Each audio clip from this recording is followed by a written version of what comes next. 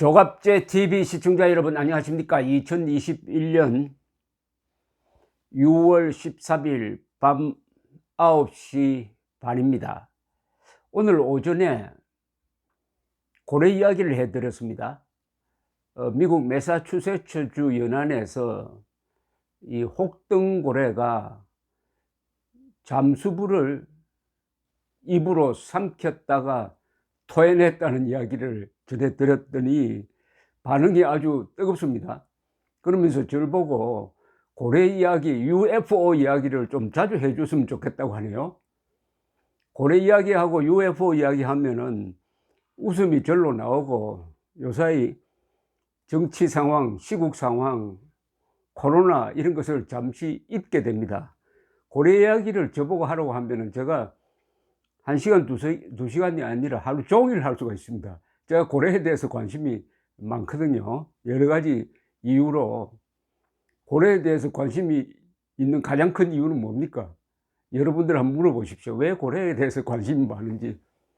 그것은 그 크기 때문이 아니겠습니까? 고래가 작은 동물이면 관심이 없죠. 크니까. 그럼 고래 크기 이야기부터 한번 해볼까요? 질문을 하나 던지겠습니다. 고래가 큽니까? 공룡이 큽니까? 많은 분들이, 아니 대부분이 공룡이 크다고 생각하실 겁니다. 이건 참 고래로서는 억울하기 짝이 없습니다. 고래가 크냐 공룡이 크냐, 이 질문은 도대체 말이 안 되는 질문입니다. 고래가 엄청 큽니다. 어느 정도 크냐? 고래 중에서 제일 큰 고래, 영어로 블루 웨일, 우리나라에서 번역해서 하면은 청고래가 되는데 그런 게 아니고요. 대왕고래라고 해야 됩니다.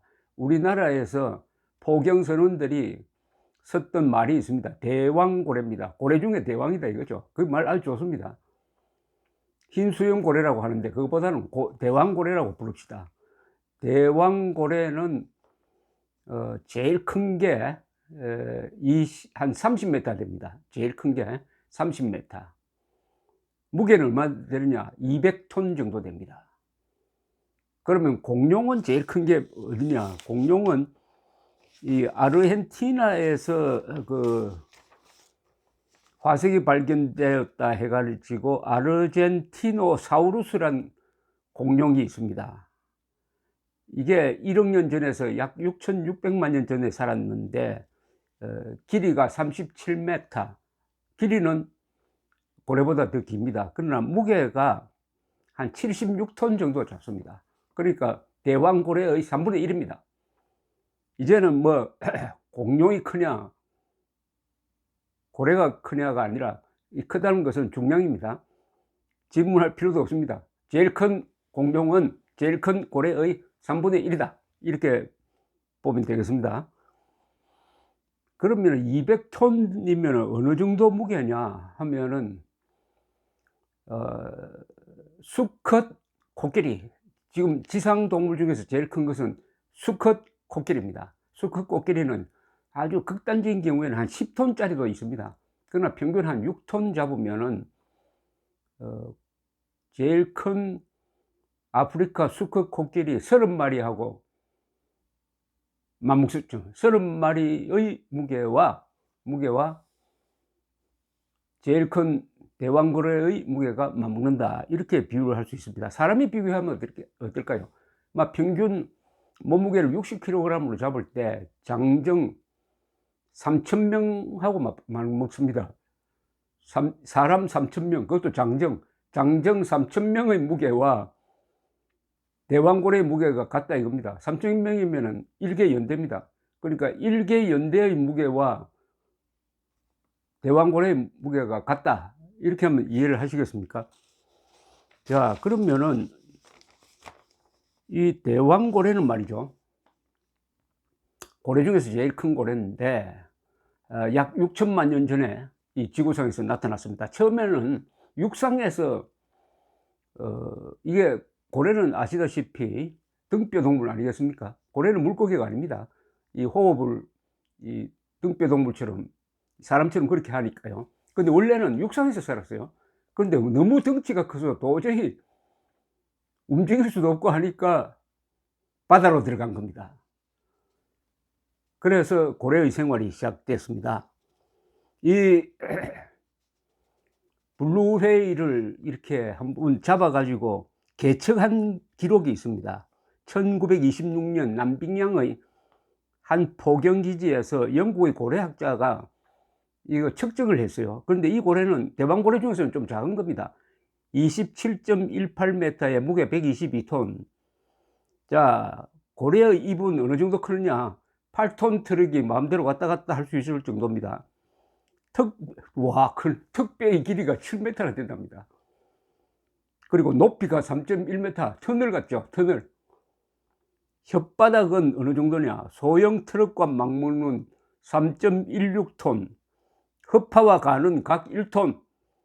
심장은 어느 정도 크느냐?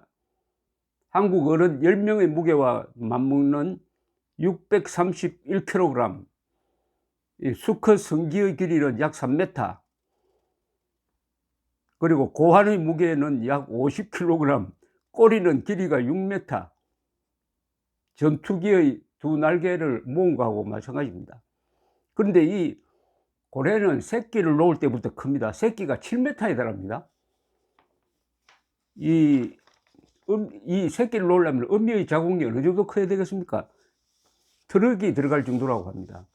근데 새끼는 얼마나 많이 먹느냐 하면은 하루에 우유를 거의 1톤을 빨아 마신다고 그래요. 1톤을. 그리고 그렇게 먹다가 보니까 새끼는 자랄 때 하루에 100kg씩 자랍니다. 그러니까 이게 풍선처럼 막 붙는다는 이야기죠. 키는 한 달에 1m씩 자랍니다. 키가 한 달에 1m씩. 6개월 뒤에는 16m에 달합니다. 이 고래의 힘은 어디서 나오냐? 바로 이 꼬리에서 나옵니다. 꼬리. 이 꼬리의 상하 운동이 추진력을 만드는데 그 힘은 약 570마력, 어선 200톤짜리 어선과 같습니다. 근데 이 대왕고래는 헤엄치는 속도가 매우 느려요. 평시에는 시속 한 7km, 8km, 10km 요 정도로 느긋하게 헤엄치다가 쫓긴다든지 포경선이 쫓아온다든지 하면 속도를 낼 때는 시속 한 40km까지 내는데 이런 기록이 있습니다.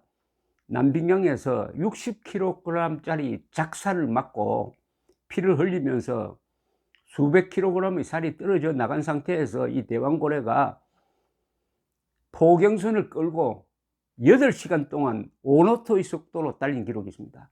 근데 이 포경선을 끌려가지 않으려고 엔진을 전속 후진시켜 놓았으니까 얼마나 힘이 좋은지 알 수 있을 것입니다. 이 대왕고래는 뭘 먹고 사느냐? 주로 크릴이라는 새우를 먹고 삽니다. 크릴.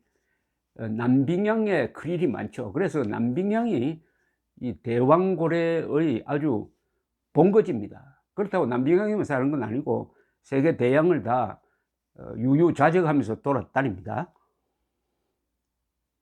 제가 가만히 생각해 보면은 사람으로 태어나지 않았으면 뭘로 태어나는 게 좋을까라고 생각해 보았습니다.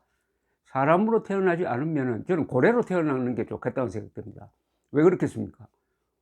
지구상에서 바다가 지구의 70% 면적인데 이 바다 안 가보는 데가 없습니다. 그리고 대왕고래를 잡아먹을 수 있는 동물은 아주 드문 경우에 이 킬러 웨일, 범고래, 한국말로는 솔피 떼밖에 없습니다. 그것도 떼를 지어가서 대왕고래의 새끼 정도를 잡아먹을 수 있을 것입니다. 요사이는 또 포경도 안 하잖아요. 그러니까 자기 수명을 다 누릴 수 있는데 수명이 오래 살면은 한 200년, 평균 수명도 한 사람보다 더 오래 산답니다. 한 100년쯤 되는 거 아닐까요? 그러면은 고래로 사는 게 더 좋지 않을까 하는 생각이 들 때가 있습니다. 이 대왕고래 다음으로 큰 고래가 핀 웨일이라고 하는데 우리나라에서는 이걸 참고래라고 번역을 합니다. 그 다음에 세 번째 큰 고래가 스펀 웨일입니다. 스펀 웨일은 이 모비딕에 나오는 바로 그 고래입니다. 이 스펀 웨일에 대해서는 스토리가 많아요. 그래서 너무 길어질까 싶어서 오늘은 이 대왕고래 이야기로서 끝을 내겠는데, 여러분 이 고래에 대해서 좀 알려면은 저 장생포에, 울산 장생포에 가시기 바랍니다. 장생포에 고래박물관이 있습니다. 거기 가면은 아주 생생한 고래에 대한 정보를 전해 줍니다. 이 사람이 고래를 그동안 너무 많이 잡았습니다. 고래는 또 지능지수가 동물 중에서 제일 높은 게 고래입니다. 고래 중에서도 이 킬루웨일 고래가 IQ가 제일 높다고 그럽니다. 또 가족 생활을 합니다. 할아버지, 아들, 손자 이렇게 내려옵니다. 가족 생활을 하니까 서로 단결하고 협업하고 그 다음에 서로 교신하고 노래도 부른다고 합니다. 고래 노래가 녹음되어 있는 게 있습니다. 사회생활을 합니다. 그런데 이런 고래를 잡아서 기름을 짜고 뼈를 무슨 팔고 하는 이런 짓을 사람들이 상업 포경은 한 수백 년 동안 해왔습니다. 주로 미국과 노르웨이, 일본 중심으로 해왔는데, 이렇게 고래를 많이 죽이다가 보니까 고래 보호 운동이 일어났습니다. 이게 환경운동 중에서 가장 먼저 일어난 게 고래 보호 운동입니다. 워낙 고래를 많이 죽이다가 보니까 고래의 습성을 알게 되었습니다.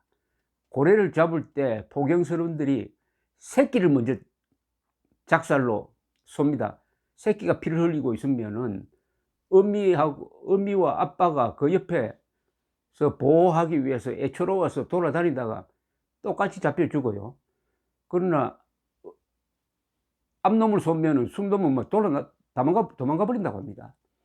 고래가 작사를 맞았을 때 울부짖는 소리를 들었던 포경스러운들은 평생 그 비명 때문에 아주 괴로움을 당한다고 저한테 호소하곤 했습니다. 제가 70년대에 울산에 가서 포경선원들을 많이 만났습니다. 그분들은 일본의 포경선을 타고 남빙양에서 주로 이 대왕고래를 잡던 사람들이었습니다.